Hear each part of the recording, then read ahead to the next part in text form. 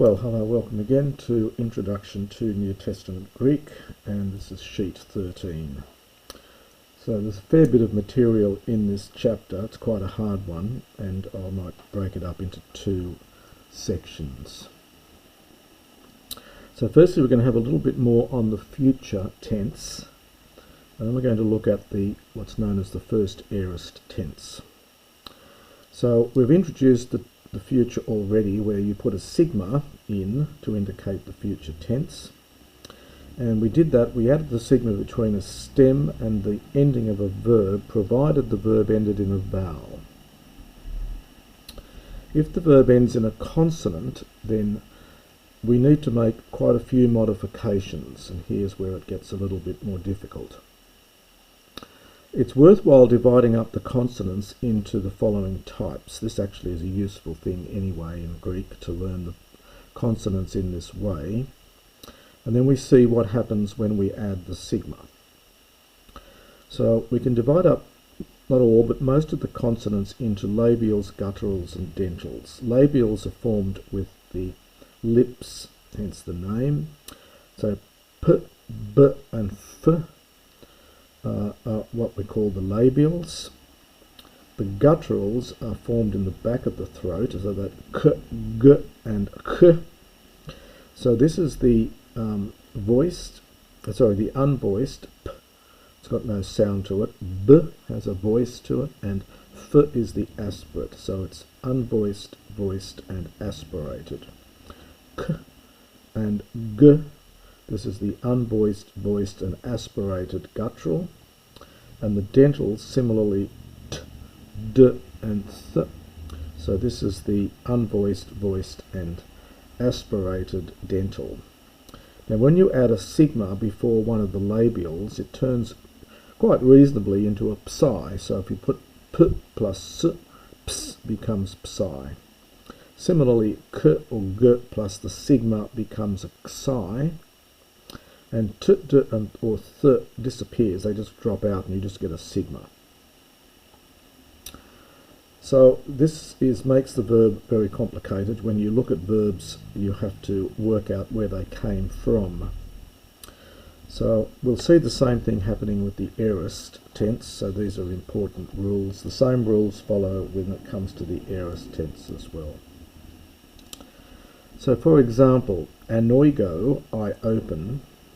To form the future, take off the omega, you add your sigma, and the gamma plus sigma becomes a psi, anoixo, I will open. So when you see anoixo, you have to think that's a psi. It must have come from a sigma plus something, and I recognise the verb anoigo, I open. Blepo becomes blepso, I will see. This is a labial plus the sigma gives you a psi. Patho, before a theta, the theta drops out and you just get peso, I will persuade. So when learning a verb, we need to know its present stem and also what's called its verbal stem. In many cases these two are the same, but verbs ending in zeta are very tricky. And you won't be composing in Greek, so it's a matter of simply recognising rather than necessarily memorising here. So baptizdo has a present stem of baptized, you get from taking off the omega, but behind that zeta there is a delta sound. So the verbal stem is baptid. So when you form the future, this behaves like one of our dentals. So the future is baptizo. So baptizdo, I baptize, baptizo, I will baptize. Krasdo has a present stem krads, but the verbal stem in this case is krag. So that means it's now got a guttural in the stem, so the future is kraxo. Again, you just have to recognise that when you see kraxo, then it comes from krasdo.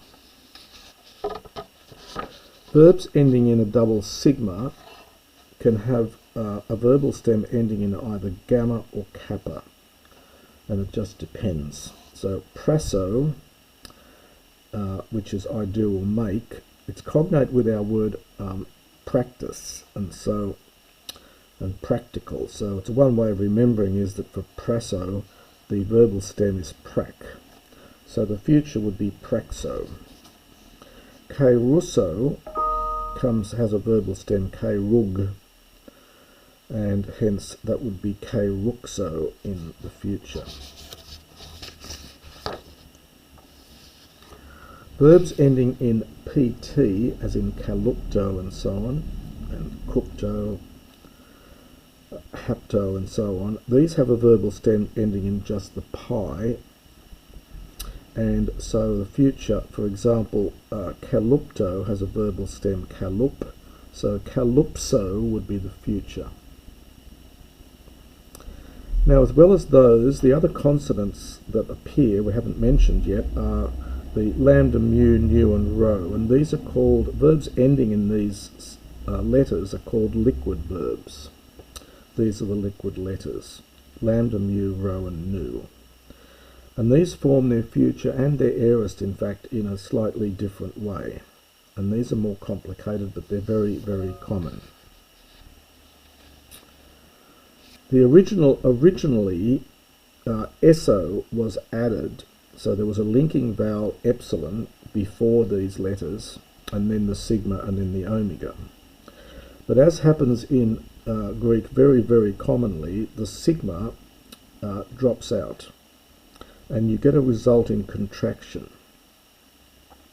So in other words, if we take meno, for example, the original future would have been men eso.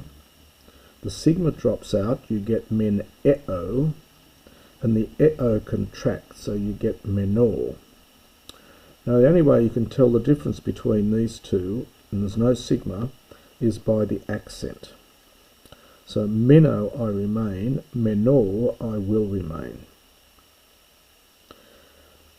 You often also get a loss of, if you've got double lambdas, they will reduce to a single lambda. So you get apostello, I send off, becomes, you lose one of the lambdas, so you get apostel, and then apostel eso becomes apostellor. That's a bit easier to spot because you know apostello's got two lambdas and there's only one here and there's a contract, and so you know this must be the future, I will send off. Sometimes you get what's called a vowel gradation. That is, the preceding syllable gets shortened. I mentioned up here, this is called a vowel gradation. So iro becomes aro, I will lift up. So the I shortens back to an alpha, the SO, the sigma drops out, and again you get contraction. You've got to keep in mind this contraction here, so when you form the other persons here, so it would be SA, so array, with the accent moved to the end.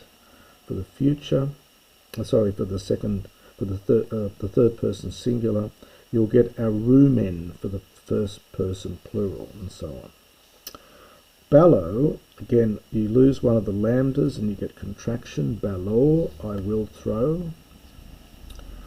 You get another vowel gradation here. This shortens as best it can back to an epsilon, so you get egero, I raise, and egero, I will raise. We note the irregular future of echo, which is hexo. The xi is reasonable, but where does the h come from? Well, I can't tell you at this point. It's really coming from an original sigma that was there, and it reappears as a hard breathing. Just learn it as an irregular form at the moment, echo and hexo. So that's the future tense. So far we've had the imperfect tense for past tenses, and that represents a continuous past. So when I say eluon, I was loosing. The simple past tense, I loosed, put that in inverted commas there, that corresponds to what we're going to call the aorist tense. The word aorist means timeless. since the action is thought to happen once. So an aorist has an aspect which is punctiliar, that is, it's something which happens once. You've got to be careful how far you push these ideas of punctiliar and continuous. The imperfect can often mean I was loosing, it can mean I was about to loose, it can mean I was attempting to loose. It's got various different usages. The simple past tense is just I loosed. At one point of time I undid something, I loosed it, and that's the way it is. Now, in most European languages there are what we call weak verbs and strong verbs, which form their tense in different ways. If you've done German, you will have seen this as well. Very similar to German, in fact. For example, in English, we have a weak verb, I love, whose past tense is formed by just adding ed, so I loved. On the other hand, the verb I go is irregular. The past tense is I went. This comes from a different verbal stem, an old verb in early English, wenden, which survives in the expression to wend one's way. So I go becomes I went, and then the perfect I have gone, it changes again. Most of these verbs that are strong verbs we generally think of as irregular, and you have to learn the various parts of them. The verb I eat has a past tense I ate, which, although it comes from the same root as eat, it has what's called a vowel gradation. The vowel changes from E to A here, and depending on your pronunciation, I ate or I ate. So this is what grammarians call a vowel gradation, and you don't add ed to that. You don't say I ate it. Similarly, in Greek, there's a weak or first aorist, and there's a strong or second aorist. We'll save the second aorist to the next chapter. I'm just going to look at the weak aorist here. The first aorist is formed, as with the imperfect, you have to use an augment at the beginning, and then it has its own set of endings, roughly containing the cluster SAR, sigma alpha. So when you see sigma alphas, you know it's going to be aorist. So we take our model luo, we have elusa, so augment, there's the stem lu, and there's the ending sa, I loosed. Elusas, you loosed. Eluse, either with or without a nu, depends on whether there's a vowel come next or not. He, she, or it loosed. The plural, elusamen, we loosed. Elusate, you loosed. And elusan, they loosed. You have to learn these carefully because the aorist is extremely common. For the EO verbs are actually easier, as with the future. In the future, remember the epsilon lengthens to an eta, and then you add the sigma and the usual endings. In the aorist, the same thing happens. The epsilon lengthens to an eta, and then you put the augment at the beginning and you put the endings on, just as the case in the future tense. So, for example, filio, I love, you put the augment on, you lengthen that to an eta, and then you add the normal ending. So, ephiles, I loved. The EO verbs are very easy to work with. Now, as with the future tense, the sigma will combine with a consonant. So if the verbal stem ends in a consonant, then you've got to combine that with the sigma. So dioko, I pursue, or persecute, you put an epsilon at the beginning for your augment, and the kappa and the sigma combine to give a psi. Edioxa, I pursued. Grapho becomes egrapsa, I wrote. Patho becomes epesa, I persuaded. So that's very similar to what happened in the future tense. In the case of liquid verbs, these are the ones ending in lambda, mu, mu or rho. In this case, the sigma is dropped, which makes it a bit difficult, and the preceding syllable lengthens. So we get again what's called a vowel gradation. So for the future, the vowel shortens, the syllable shortens. In the aorist, the syllable lengthens. So this is quite difficult to get used to. So meno, I remain, you put an augment on, the epsilon lengthens to an epsilon iota, the sigma has disappeared before the liquid letter, and you instead of sa, you just get r. So emena, I remained. So when you come across a form like this, what I see immediately is I think, well, it's a past tense, it's got an augment, can't be imperfect, it's got a lengthening of the vowel, and it's got alpha for sigma alpha, so I remained. Compound, apostello, I send off, I dispatch. I've got the augment, so the omicron elides before the augment. You get a vowel gradation again, and then again you get a shortening of the double lambdas, become a single lambda, and then you've got your alpha in place of sigma alpha. So apostella, I sent off.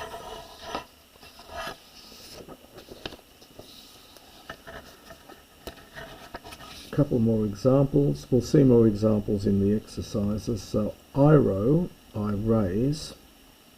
Now this is slightly irregular here because the vowel here, you might expect an iota subscript, but you don't get one. This I lengthens to just an eta. Then you've got the rho, and then you've got the sigma disappears, you've got the alpha.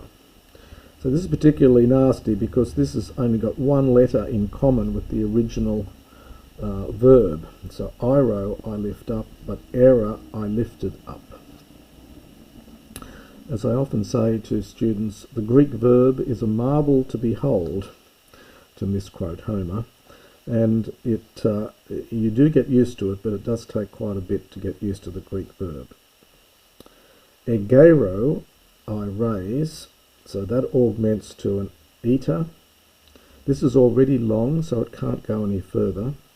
And then we get the liquid letter, so there's no sigma, we've got alpha. So egero, I raise, egera, I raised. I want to introduce here also the personal pronoun. These are the words for I and you. In the nominative, you only use these for emphasis. So if you want to say, I am going to the shop, you use ego to emphasize that it's I. Otherwise, of course, you don't need the word for I because it's built into the verb. So these are the nominatives here are used for emphasis. The other cases, of course, are very important. So we've seen some of these before. Met for me, mu for my, of me, moi, to or for me. And then for su, it's su, you singular, se is the accusative, su, of you or your, soi, to you or for you. Now the plural of I is we, and that's hemes, hemas, hemon, hemin. Just notice that one there is a little bit, perhaps a little bit odd to you. Hemin. And for the plural of you singular is you plural, so that's humes, humas, humon, humin, to or for you. Now I'm going to save the sentences in the next video, so I'm going to break this up into 2 bits, perhaps give you time to practice writing out various forms and things.